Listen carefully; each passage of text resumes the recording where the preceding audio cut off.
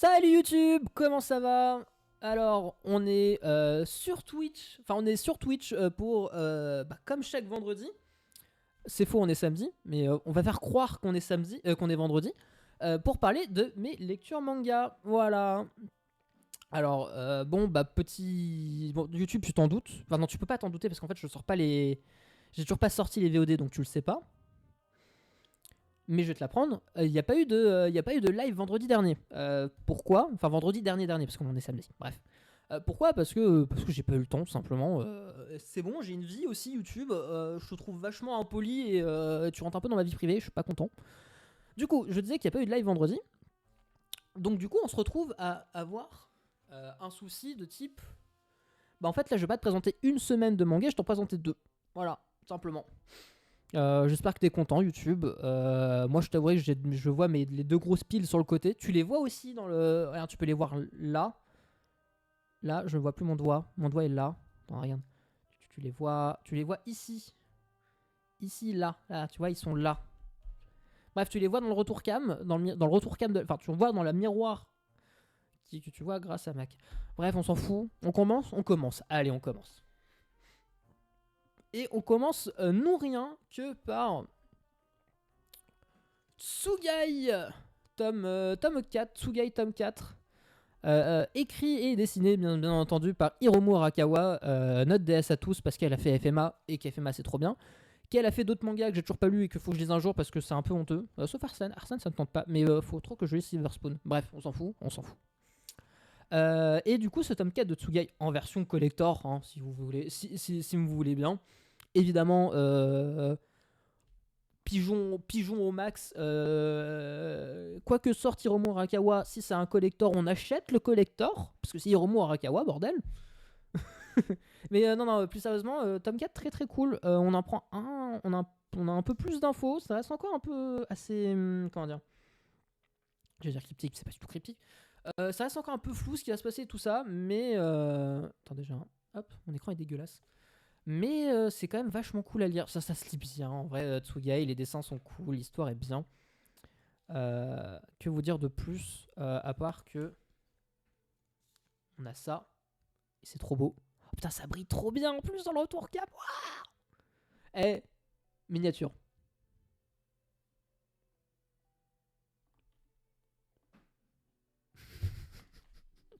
Oh putain, j'en peux plus de faire le con. Non, en vrai, très très bon tome en vrai. On apprend un peu plus de trucs. Enfin, on n'apprend pas grand chose énormément en vrai. Mais l'intrigue se déroule, on apprend quelques petits trucs quand même. Et globalement, on attend de voir la suite. On attend de lire la suite, en vrai, évidemment. On attend de lire la suite.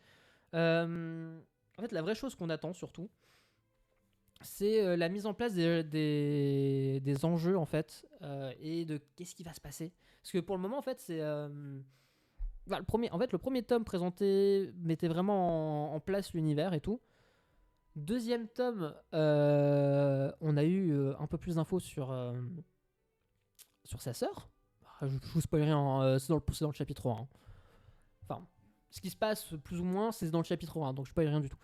Le troisième tome, c'était la suite de ce qui se passe dans le 2 et un peu de nouveauté. Et ce quatrième tome, c'est la fin de ce qui se passait dans ce troisième tome. Et globalement, c'est tout. Alors, il y a les conséquences et machin et les trucs. Mais globalement, il s'est pas passé grand chose dans ce tome-là. Enfin, il était quand même très cool à lire. Évidemment. Mais voilà, il se passe pas grand chose, on attend la suite. Mais ouais, on attend qu'en fait les enjeux un peu plus gros se mettent en place, je pense. À voir quand est-ce que ça va arriver. On espère que ça prenne pas trop de temps non plus. Parce que les petites histoires c'est cool, mais ce serait bien d'avoir un peu plus que des petites histoires. Mais Tsugai je recommande fortement parce que de toute façon c'est Hiromu qui l'a fait, donc Tsugai. Prochain tome, You Are My Soulmate, tome 2. J'avais surkiffé le premier. Déjà, j'attendais le premier comme je sais pas quoi. Globalement, parce que le mec sur la couverture, c'est un BG de Zezeng, comme disent les jeunes. C'est faux, les jeunes disent pas ça. J'avais vraiment bien kiffé. C'est vraiment très cool. C'est une romance un peu plus adulte et mature, en vrai. Et ça se passe bien. Et dans ce tome-là, ça avance un peu. Enfin, ça avance. Non, en vrai, ça avance pas tant que ça, mais t'as Excusez-moi, je perds ma voix. Désolé YouTube, je sais. Ça fait déjà 2 heures et demie, genre voire quasi 3 heures. Ça fait 2h48 qu'on est en live déjà YouTube, du coup je perds ma voix, excuse-moi. Pardon. Donc ouais, je disais, You Are My Soulmate, très cool. Disons que ça avance ça avance un petit peu et t'as des... Attends, je me souviens plus de la fin du tome, mais...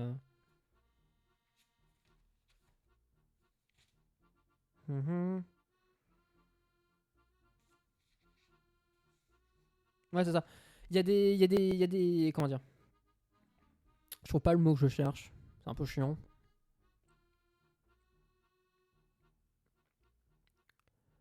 En fait, j'essaie de vous en parler sans spoil aussi, accessoirement. Globalement, il y a des mises au clair qui ont été mises, des mises au point plutôt sur ce que les gens ressentent. Et c'est cool et ça annonce du bon pour la suite. Voilà, simplement. Lisez You Are My Soulmate, hein, très très cool. Très très bon shoujo, hein, clairement. Les tomes 8 à 12 de Sexy Cosplay Doll ou My Dress Up Darling, parce que je préfère ce titre là, parce que vraiment j'ai du mal avec le titre français, comme pas mal de gens. Au début j'étais en mode, ça va en vrai, mais en vrai on souffle un peu sur le titre. Que dire que c'est trop bien. J'ai enfin j'ai rattrapé tous les tomes sortis en France. Et en fait ça suit mon avis, c'est vraiment très très cool. Et globalement, mon avis du manga, enfin de ce que j'ai lu pour le moment, peut se résumer à: on commence le manga parce que Marine existe, on continue le manga parce que Gojo avance. Voilà. Je pense que je peux résumer mon avis comme ça. J'adore le principe. Enfin, globalement, comme tout le monde, j'ai commencé à lire le manga parce que Marine existe et que très très cool comme perso, elle est ultra rayonnante, elle est drôle, enfin bref tout ça. Et à côté, t'as Gojo. Et t'es en mode, Gojo, il est un peu rompiche par moment, quoi. Et en fait, non. Enfin, un peu quand même. Mais en vrai, c'est son évolution, je la trouve très cool. C'est pas, ça casse pas trois pattes à un canard. C'est pas un truc que t'as jamais vu. Mais je trouve que son évolution et son avancée est vraiment très très cool et très bien amené. Et t'es en mode, quand tu le vois galérer, quand tu le vois avancer, quand tu le vois faire des trucs, t'es en mode trop bien. Et je crois que c'est dans le dernier tome, t'as une double page de lui où juste en mode il est en mode full focus, il a une idée, il sait ce qu'il veut faire et c'est trop bien. C'est juste trop bien, voilà.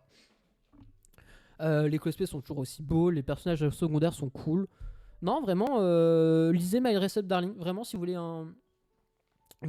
comment dire, si vous voulez un shonen, du coup c'est un shonen de mémoire, avec la partie cosplay et un peu de romance et tout, allez-y.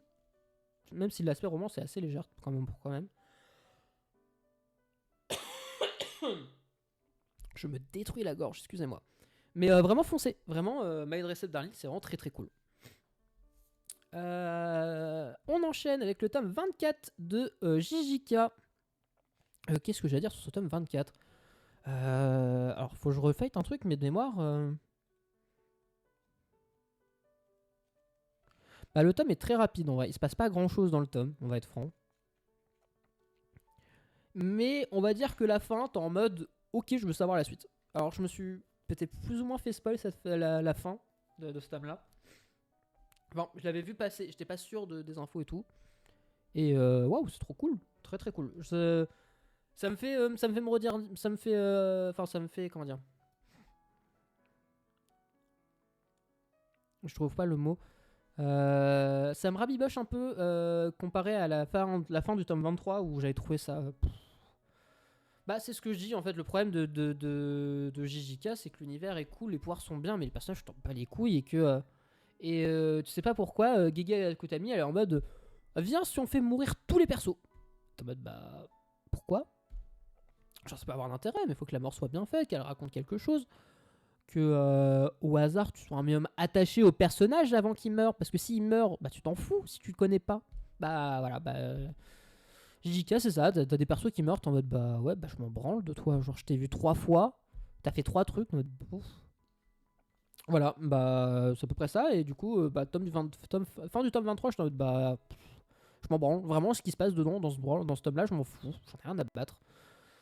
Et du coup, dans celui-ci, un peu plus quand même. Un peu plus. Donc, on va voir le tome 24. Même si, en vrai, bah, plus j'avance dans les tomes, plus je me rapproche au moment où les gens ils râlent sur les scans. Vu que je ne suis pas les scans, je ne sais pas ce qui se passe dans les scans. Mais je sais que ça râle énormément. Donc, j'avoue que j'apprends un peu au moment où je vais y arriver. Où je vais y arriver plutôt. Tome 3 de la Smash édition d'IQ. Bah que dire, je découvre IQ, hein. Vraiment j'ai jamais suivi IQ du tout, que ce soit en manga ou en anime. On me l'a toujours survendu et je comprends pourquoi en fait on me l'a survendu parce que c'est vraiment trop bien. J'ai kiffé le tome 1, j'ai kiffé le tome 2, le tome 3. Globalement axé sur le match contre Aoba Josei. C'est trop bien. Vraiment c'est juste trop bien. Le match était trop bien, je m'attendais pas que ça se finisse comme ça. Je suis en mode, trop bien. Vraiment, si vous avez jamais lu IQ, lisez IQ ou regardez au moins IQ. Il paraît qu'en anime, c'est bien. Je sais pas, j'ai pas vu l'anime, je peux pas vous le dire. Par contre, en manga, c'est une dinguerie. Les dessins en plus, ils sont trop beaux. Peut-être seul petit bémol de cette Smash édition, c'est que t'as des dessins, des fois, en fait, ils sont vraiment entre les pages. Enfin, entre la reliure des pages, et du coup, tu le vois pas très bien. Mais à part ça, vraiment, je recommande, clairement. Kaguya-sama, tome 21. Et bah, c'est ce que je disais à chaque fois. En fait, je reviens à chaque fois à la même chose, mais Kaguya-sama, c'est trop bien. C'est drôle, c'est mignon, c'est en vrai, c'est très très drôle. Et en termes de romance, c'est vraiment cool. Sans spoil, il y a enfin des questions qui t'étaient laissées en suspens, qui ont enfin des réponses. On a d'autres petites conséquences, enfin d'autres petites infos qui arrivent, et t'es en mode ah. Enfin, bref, curieux de voir la suite. Je crois qu'en plus c'est fini au Japon, de mémoire. Pardon. Donc, hâte de lire la suite. Vraiment très hâte. Welcome Back Alice, tome 4. Que dire. C'est toujours aussi bizarre, toujours aussi malsain. Vraiment, ça change pas. Mais en même temps, tu lis parce que t'as envie de savoir. T'es curieux de savoir ce qui va se passer après. T'es curieux de voir jusqu'à quel point ça va aller. Et ouais, et la notion de transident. Enfin, ah, c'est fini en 7 tomes, tiens. Je savais pas. Bah voilà, ça vous intéresse de savoir, c'est fini en 7 tomes. Et du coup, il reste que 3 tomes. Curieux de savoir ce qu'ils vont faire en 3 tomes en vrai. Mais ouais, c'est cool, je le conseille. Vraiment, je le conseille. Même si c'est un peu bizarre, je le conseille quand même. Mais un public averti, hein, bien évidemment. Hop, on enchaîne avec le deuxième tome de la partie 9 de Jojo Land. Bah, que dire sur ce tome bah, en vrai, j'ai pas grand chose à dire. La partie, en fait, le début de cette partie-là, je sais plus si c'est pareil dans les autres parties, ça fait trop longtemps que je les ai pas lus. Mais du coup, bah, c'est un peu lent, il se passe des trucs, il y a des combats, le combat de stand est pas fifou. Il y a pas mal d'enjeux qui sont, enfin, il y a un gros enjeu qui est mis en place, et plus ou moins en fait sur quoi à partir de quoi va tourner la partie 2, enfin c'est partie 9 plutôt.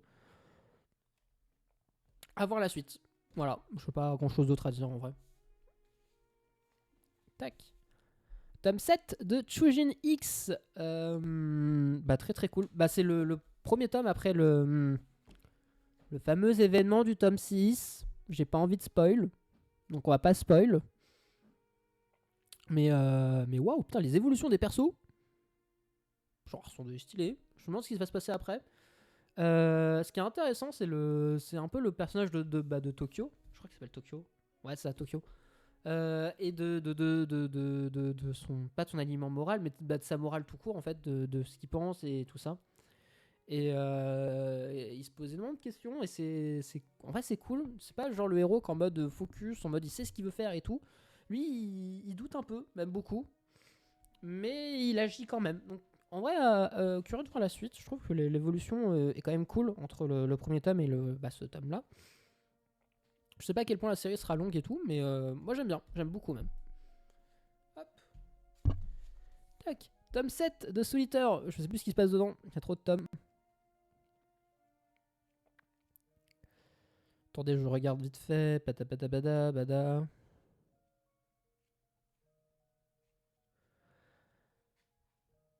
Ok, oui, c'est la fin de ce truc. Ok. C'est un tome de transition. Il se passe pas grand chose dans ce tome. Enfin, il se passe des trucs, mais c'est énormément de dialogue et comment dire, de trucs un peu internes et tout. Mais du coup, ouais, globalement, il se passe pas grand chose. Mais ça commence à mettre en place pas mal de choses pour la suite. Ouais, c'est ce que je dis. En fait, c'est un tome de transition où les personnages vont revoir leurs objectifs ou tenter de faire de nouvelles choses pour avancer dans ces objectifs-là. Donc, globalement, ce que je dis, on arrive dans la partie un peu transition. Alors, ça va vite. Je crois que c'est. Je me souviens plus trop du manga parce que ça fait un moment. Ah bah non, parce que du coup, ouais, ouais la fin du tome. Ok, c'est bon, j'ai. Bon, en fait, l'arc de transition est dans ce tome-là. Globalement, après, il va se passer d'autres choses. Je vais être franc, je me souviens plus exactement du manga. Ça fait un moment que je l'ai lu. Donc, je peux pas trop vous en parler. Mais ce qui se passe après, c'est cool. Donc, de toute façon, lisez Solitaire, hein, évidemment. Tome 3 de Dinosaur King. De Dinosaur King. De Dinosaur Sanctuary. Dinosaur King, c'est encore autre chose.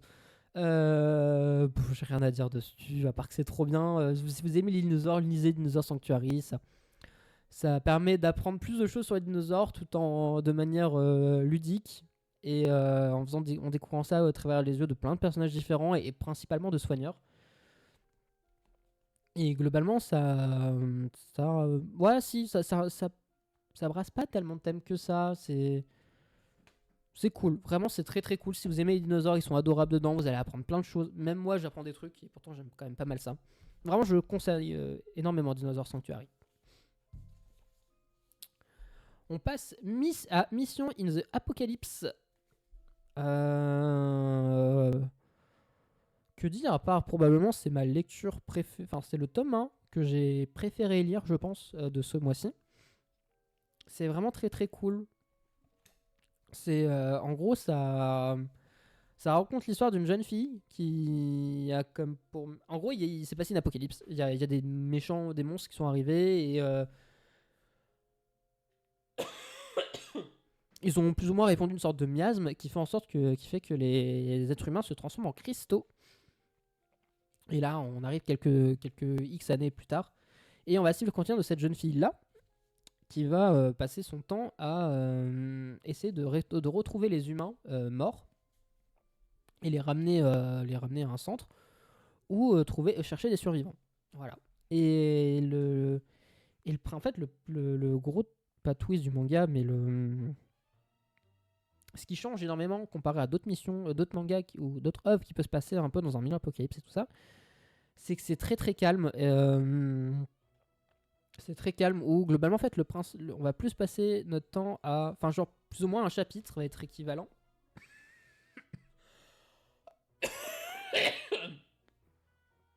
Excusez-moi, je suis vraiment en train de mourir.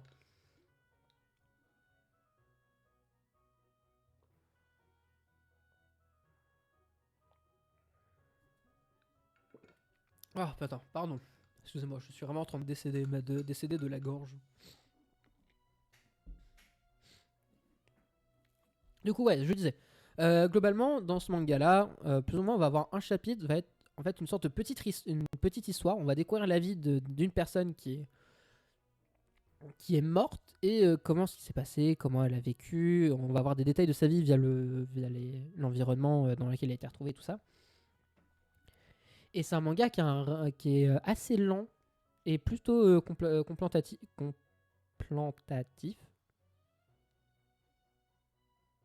Moi, je crois que c'est ça le mot, j'ai un doute. C'est à peu près ça, je sais plus exactement le. Bref, on s'en fout. Voilà. Et l'un des trucs que je trouve génial en ce manga, c'est que.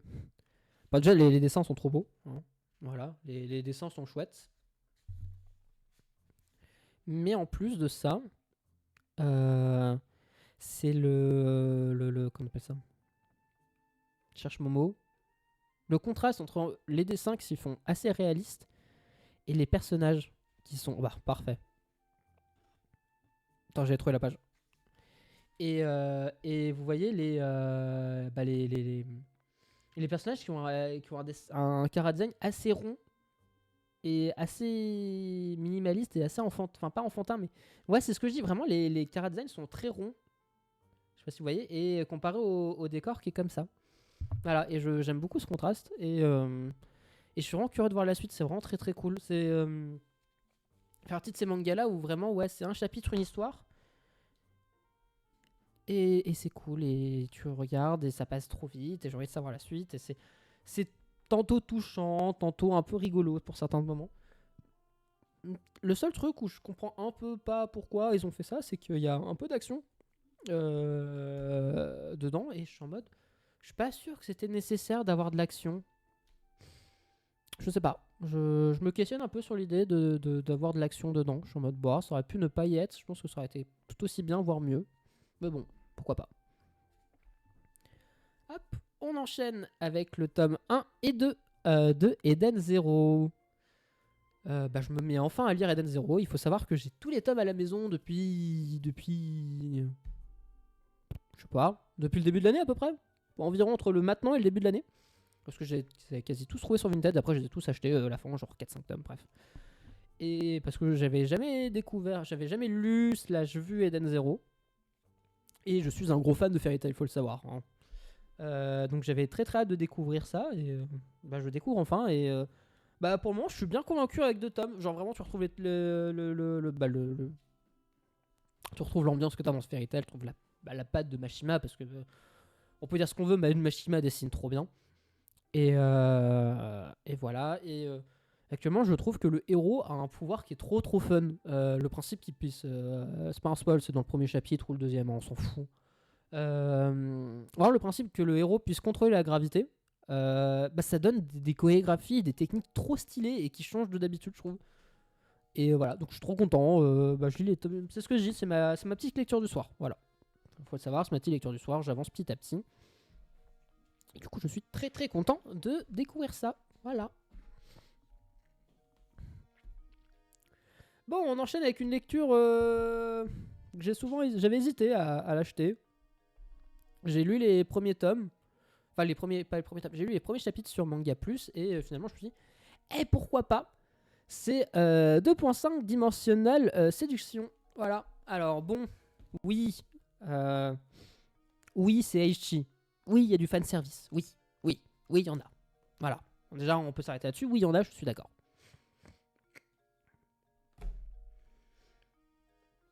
La vraie question qu'on peut se poser, est-ce que c'est abusé?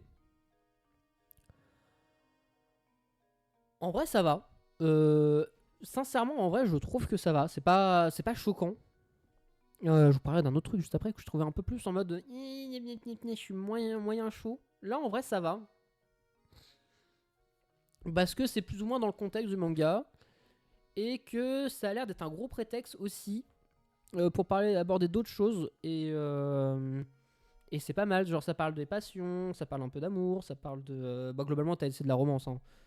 T'as les deux, s'ils sortent pas ensemble avant la fin, voilà, c'est une rom-com, c'est littéralement dit dessus. Et c'est cool, et ça part du principe du cosplay, mais du cosplay un peu plus olé parce que parce qu'il cosplay des personnages inspirés d'œuvres shonen. Et tout le monde sait que le shonen ça vend parce que les mecs ils aiment les petites tenues. Voilà, les éditeurs. Bon, après ils ont pas spécialement tort des fois parce que tu vois les ventes, bref, on s'en fout, on n'est pas là pour balancer des takes. Et bref, tout ça pour dire, la preuve, je l'ai acheté le truc. Hein, donc. Mais du coup, en fait, ce que je veux dire, c'est que ça va plus loin que ça. Parce que c'est très très drôle, je trouve. L'humour passe très bien. Et que ça va un peu en fait au-delà de ça. Et vraiment, je vous conseille de lui donner sa chance. Alors, si vous voulez pas le lire et dépenser de l'argent dedans, vous pouvez aller le voir parce qu'il y a actuellement l'anime qui sort.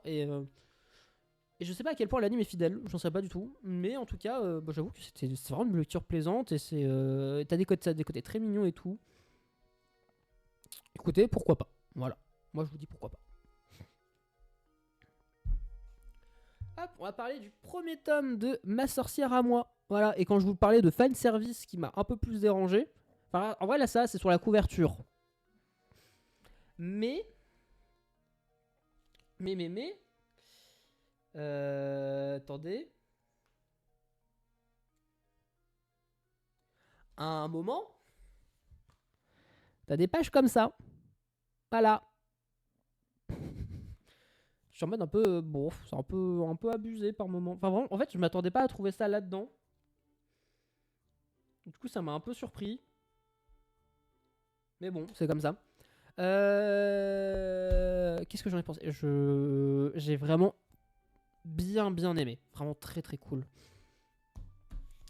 Alors, de quoi ça parle donc? Ça parle donc de... c'est Oro? Oro, je crois donc qu'il s'appelle. Putain, je me rappelle jamais des blazes, fait chier. Comment elle s'appelle?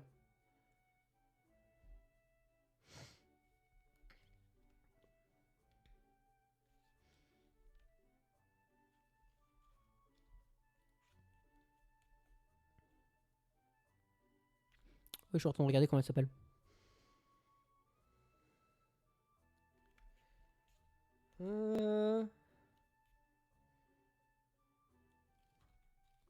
Attendez, je crois qu'on peut avoir son nom rapidement à la fin.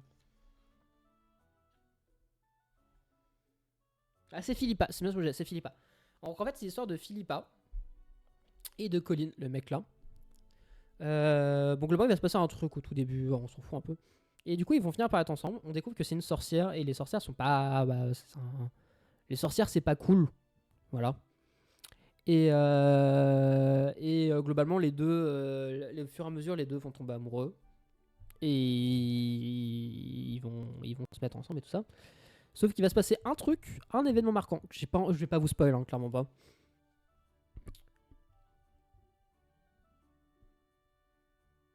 Euh...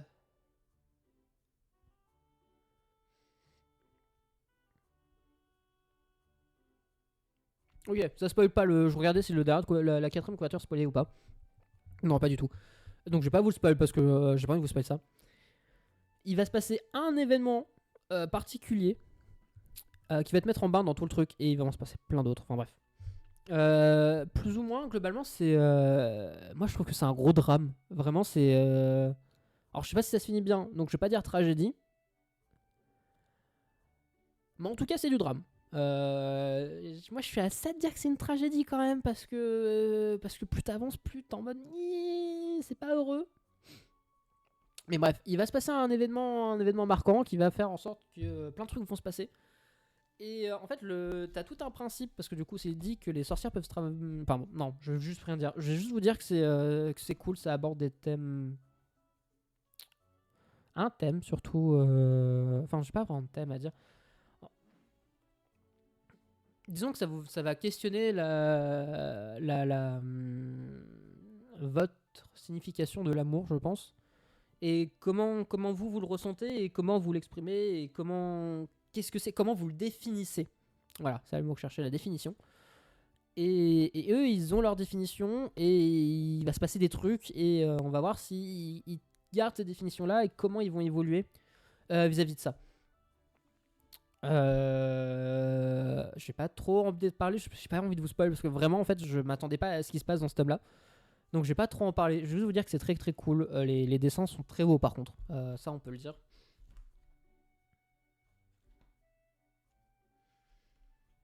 Est-ce que j'ai des dessins cool?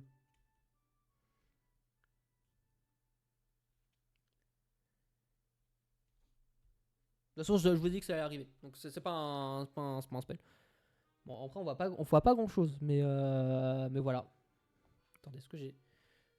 Je sais pas, je trouve le style très... Non, ça non, clairement pas. Je sais pas, je trouve ça très joli comme style de dessin et tout. Bah après c'est du web, c'est un peu format webtoon hein, si vous posez la question. Mais bref, c'est très très cool, vraiment je vous le recommande. Je peux pas trop en dire sans vous spoil malheureusement. Mais lisez Ma sorcière à moi, hein, vraiment. Voilà. On va changer, on va dire. Donc c'est Magical Revolution, la princesse réincarnée et la jeune prodige. Putain, ouais, bon, c'est un isekai à demi-mot. À demi-mot. J'avais bien aimé l'anime. Donc je me dis, bah pourquoi pas essayer le manga. Je suis peut-être un peu déçu, en vrai. Après, je m'attendais pas à grand chose non plus. Après, j'ai envie de voir la suite. Je pourrais lire le LN, je sais pas. En vrai, allez voir l'anime plutôt. Parce qu'en plus c'est fini. Enfin c'est fini. T'as 12 ou 24 épisodes, je sais plus. Mais l'histoire est sympathique, les personnages sont attachants. Globalement, ça parle d'une princesse héritière, tout blabla, qui n'a pas de pouvoir magique. Et qui va. En fait, du coup, un jour, au pif, elle va se rappeler que finalement, elle est réincarnée, elle va avoir toutes les souvenirs de son ancienne vie, et du coup, elle va voir voler et trucs comme ça. Sauf que du coup, elle se trouve qu'elle a pas de pouvoir, donc elle va plus ou moins inventer une science qui s'appelle la magicologie. Globalement, elle va faire de la science avec de la magie. Enfin, avec des pierres magiques et tout ça. Elle va inventer des trucs, voilà. Et on va suivre son épopée avec une princesse qui était censée se marier au prince héritier, sauf que finalement, lui, il fait en mode lol non, j'annule tout. Et du coup, elle va être dévastée. Et globalement, la princesse Anis, du coup, va la prendre sous son aile et leur relation va évoluer, etc. Et elle va l'aider. Et l'anime est très très cool. Là, je sais pas, je suis un peu plus mitigé, on va dire. Un peu plus mitigé. Bon, on verra si je continue ou pas, mais c'est cool. En vrai, c'est quand même cool. Prochain tome, After School Love Affair. C'est un Yuri. Voilà. Alors, je tiens à le signaler déjà de base. C'est écrit en gros de toute façon. Ouais. Et bah, j'ai étonnamment bien aimé. Enfin, pourquoi étonnamment, je sais pas. Mais en fait, je l'ai acheté un peu sans grande conviction. J'ai vu le résumé, je fais, ça peut être cool. Et finalement, ça l'est vraiment. En gros, ça parle de cette madame-là où, en gros, sa mère était une grosse. Ben non, en fait, je vais l'insulter alors que je peux pas l'insulter, c'est pas, elle fait ce qu'elle veut. Enfin, elle a plus ou moins trompé son mari et s'amuse à. Elle est très volage. Enfin, pas volage, mais elle change souvent de mec et tout. Et du coup, elle a pas. C'est devenu plus ou moins une de ses hantises. Et elle va grandir avec une de ses voisines. Enfin, du coup, les deux voisins vont pas mal passer de temps ensemble. Et du coup, elle va se nouer d'amitié avec sa voisine, qui est elle. C'est quand elles sont petites, elles sont amies d'enfance. Et du coup, tout va bien se passer jusqu'au moment où ils vont plus ou moins entrer au lycée, où elle va découvrir que elle fait à peu près pareil. Elle change de mec toutes les 3 semaines. Et voilà, parce qu'elle a besoin de ce sentiment d'amour. Mais vous savez, le truc où vraiment c'est la découverte, où en mode t'as des papillons dans le ventre et tout. Et bah, du coup, elle, ce qu'elle recherche, c'est ça. Et dès que ça dépasse ça, elle est en mode je te tèche parce que ça m'intéresse plus. Et voilà. Et du coup, ils vont plus ou moins plus en parler, tout ça. Et je vais être franc, je sais plus pourquoi. Elle va finir par lui proposer en mode si t'es pas contente, sors avec moi. En mode ok. Et du coup, notre héroïne va accepter. Et elles vont sortir ensemble. Et on va voir ce qui va se passer après. Voilà. Et du coup, pour un premier tome, c'est très très cool. Pour le moment, ouais, pour le moment, c'est cool. Après, avoir la suite, je sais pas combien de tomes c'est. Je sais pas si c'est écrit. Non, c'est pas écrit. Bah, donc je sais pas, mais en vrai ça se lit bien. Donc curieux de lire la suite. Voilà.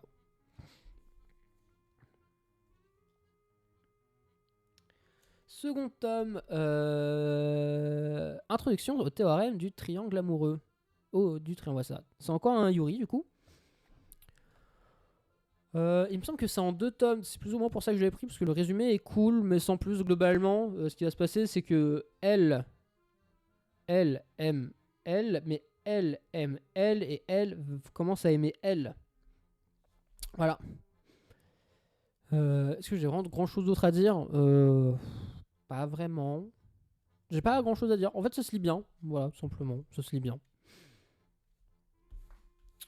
Hop, et le dernier tome. Grand Blue, tome 19. Ouh. Alors, j'ai complètement oublié ce qu'ils étaient passés au dernier tome, je vais être franc. J'ai relu tout vite fait. Et très très drôle. Et du coup, que dire à part que Grand Blue, c'est trop bien, c'est trop drôle. Si, on a une évolution vis-à-vis de Chisa. Voilà. Je vais en parler plus que ça parce que comme d'habitude, j'ai pas envie de spoil. Mais mais la fin du chapitre, enfin la fin du tome, waouh, trop bien. Trop curieux de lire la suite. Le tome 20 sort dans 1 ou 2 mois avec en plus en version collector. Trop content. Voilà, en vrai, je peux pas m'éterniser sur le tome 19. C'est toujours aussi drôle, c'est toujours aussi con. Genre, vraiment, si vous aimez l'humour, si vous aimez l'humour. Alors, matez l'anime, regardez si l'humour vous plaît. Si l'humour vous plaît, foncez lire le manga parce que c'est 1000 fois mieux. Parce que t'as les têtes des persos, t'as les chara-design et tout, et c'est trop bien. Voilà, c'est tout. C'est tout YouTube. C'est la fin de ce bibliothèque des 2 premières semaines de juillet. 2 premières? Quoique peut-être pas en fait. Attends. 1, 2. Ok, de cette semaine 2 et 3 de juillet, excuse-moi. J'espère que ça t'aura plu YouTube. Et vous aussi Twitch. Moi je vais vous laisser ici. Je vais vous souhaiter une bonne journée et vous dire à la prochaine.